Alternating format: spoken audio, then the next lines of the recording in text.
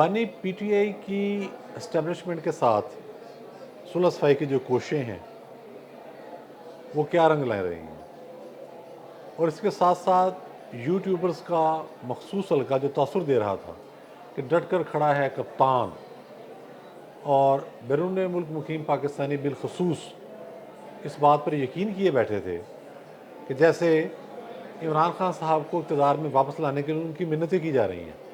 جہاں میں آپ کو ایک لطیفہ سناتا چلوں، پچھلے دنوں میرے ایک دوست برطانیہ گئے تو انہیں ایک بزرگ خاتون وہاں ملی اور بتا رہی تھیں کہ میرے پاس کنفرم اطلاع ہے، شہباز شریف صاحب نے آرمی سے کہا ہے کہ مجھ سے حکومت نہیں چل رہی، آپ عمران خان کو لے آئیں۔ ذرا آپ اندازہ لگائیں کہ جھوٹ کا لیول اور ان کی جو سوچ ہے وہ کیا ہے۔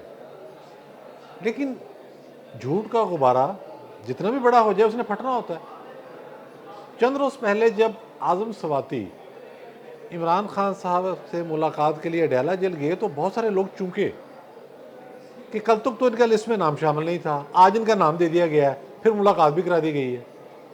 اچھا، ملاقات بھی انہوں نے بڑی تسلی سے کی، اپنا وہ موقف دے کے آئے۔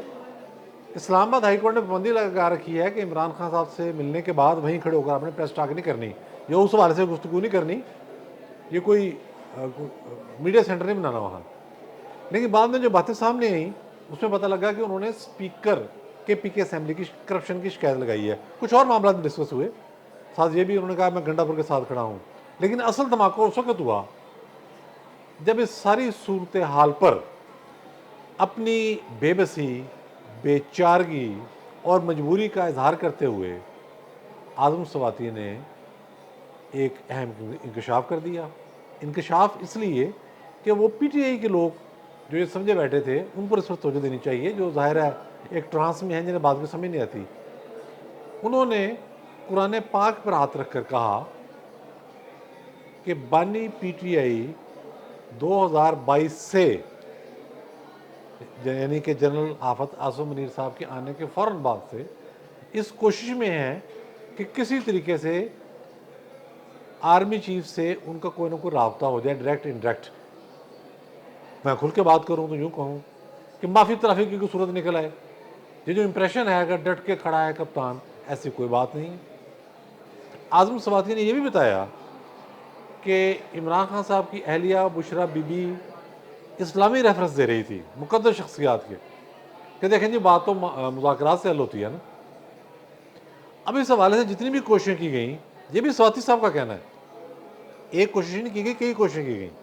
انہوں نے کہا کہ حالیہ ملاقات کے اندر بھی عمران خان صاحب نے مجھے کہا ہے کہ آپ کو مینڈیٹ حاصل ہے، آپ جائیں، جس کو مرضی بیچ میں ڈالیں، کوئی راستہ نکالیں جس سے مجھے کوئی ریلیف مل سکے۔ اب راستے کیسے نکلے یہ بھی ایک دلچسپ بات ہے۔ وہ کہتے ہیں کہ میں نے ایک شخصیت سے ملاقات کی جو army chief general Asif Munir کے استاد ہیں۔ اب استاد وہ ملٹری میں ہیں، ان کے اکیڈمی میں، یا کوئی کسی تعلیمی ادارے میں تھے، یہ کوئی وضاحت نہیں کی انہوں نے، کچھ پتہ نہیں ہے اس کا، یا ان کے کوئی ویٹرن ساتھی ہیں فوجی۔ پھر انہوں نے یہ بھی کہا کہ ایک اینکر، اس کو بھی میں نے بیچ میں ڈالا، میں نام اس کا نہیں لینا چاہتا، اس کے ذریعے کوششیں کی ہم نے۔ وہ اینکر صاحب جو ہیں وہ بھی آرمی چیف کے بہت قریب ہیں کہ کوئی راستہ نکلے، وہاں سے بھی بات نہیں بنی۔ اس کے علاوہ جو مختلف چینلوں سے ہم نے رابطے کیے وہاں سے بھی انکار ہوا۔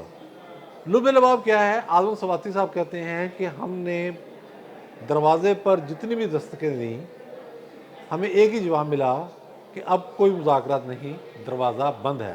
یعنی کہ انکار جو ہے وہ اسٹیبلشمنٹ کی جانب سے ہے، اور اسٹیبلشمنٹ یہ بات کھل کے کہہ چکی ہے، D G I S P R کہہ چکے ہیں کہ آپ نے بطور ایک سیاسی جماعت جو بات کرنی ہے وہ آپ سیاسی حکومت سے کریں، جو قانونی معاملات ہیں وہ عدالتوں میں لے کر جائیں، ہم اس میں فریق نہیں بنیں گے۔ اب عالم یہ ہے آج کے دن کا کہ دیکھیں آج پنکی پیرنی صاحبہ اسلام آباد ہائی کورٹ میں درخواست دے رہی ہیں کہ جی مجھے میرے شوہر کے ربر سہولتیں ہی دے دیں۔ ہیں وہ پٹھان کے قلین بیچنے والی بات کہ کہاں بڑی بڑی باتیں ہو رہی تھیں، جیسے پٹھان کرتے ہیں کہ ایک قلین 1 لاکھ روپے کا ہے، بعد میں 1000 کا زبردستی پکڑا کے چلے جاتے ہیں۔ کہاں بڑی بڑی باتیں، انقلاب آئے گا، حقیقی آزادی، یہ اور وہ اور فلاں۔ اب ہوا کیا ہے؟ دیکھیں مذاکرات چل رہے تھے، رابطے ہو رہے تھے، لیکن انہوں نے چیزوں کو اس طریقے کے ساتھ پروپیگیٹ کیا، سوشل میڈیا کی مس یوٹیلائزیشن کی، جس کے نتیجے میں بحران بڑھ گیا۔ ان کے یوٹیوبرز ان کو لے کے بیٹھ گئے، جتنے رابطے انہوں نے کیے اس میں انہوں نے سیاسی غلطیاں کی۔ ایک امپریشن یہ بھی ہے جو سچ ثابت ہو رہا ہے کہ باہر بیٹھے لوگ چاہتے ہی نہیں کہ عمران خان صاحب جیل سے باہر آئیں اور ہماری دکانداری ختم ہو۔ آج کے دن تک عالم یہ ہے، دیکھیں امریکہ میں انہوں نے کتنے بڑی انویسٹمنٹ کی ہے، لابنگ پر لابنگ، ڈالرز پر ڈالرز۔ اس کا نتیجہ یہ نکلا کہ اگلے ہفتے 2 امریکی وفود پاکستان آ رہے ہیں۔ انہوں نے آنے سے پہلے ہی یہ کہہ دیا ہے، واضح کر دیا ہے کہ ہم آ رہے ہیں، پاکستان امریکہ کے باہمی تعلقات پر گفتگو ہوگی، ایل او سی کا دورہ بھی وہ کریں گے۔ ہمارا عمران خان صاحب کی گرفتاری، ان کے مقدمات، ان کی سیاست سے کوئی تعلق نہیں، اس کا ہم ذکر بھی نہیں کریں گے۔ اب یہ لیول آ گیا۔ اب میں آپ کو بتاتا چلوں کہ تازہ جو مشکل آئی ہے عمران خان کے لیے، جو آنے والے دنوں میں مزید ان پر سختیوں کا سبب بن سکتی ہے، وہ یہ بنی ہے کہ ان کی پارٹی کے کچھ لوگوں نے، جنہیں میڈیا میں رہنے کا شوق ہے، جو بڑے ہیرو بنتے ہیں، جن کے پلے کچھ نہیں ہے، خود عمران خان صاحب کے اپنے مشورے بھی تو ویسے الٹے ہوتے ہیں، انہوں نے مہارنگ بلوچ کے ساتھ اظہار یکجہتی کیا، پھر بلوچستان جا پہنچے، ان لوگوں کے ساتھ بیٹھے جو دہشت گردوں کی عملی معاونت کر رہے ہیں اور سپورٹ کر رہے ہیں، جس کے نتیجے میں اسٹیبلشمنٹ کے اندر پھر ایک دفعہ غصے کی لہر دوڑی۔ حکومت تو پہلے ہی اس معاملات میں تیار نہیں ہے، تو آنے والے دنوں میں پی ٹی آئی پر مزید سختی ہوگی۔ عمران خان صاحب کو جیل میں بیٹھ کر یہ سوچنا چاہیے کہ ان کی پیٹھ میں چھرا گھونپنے والا کون ہے۔ بہت شکریہ۔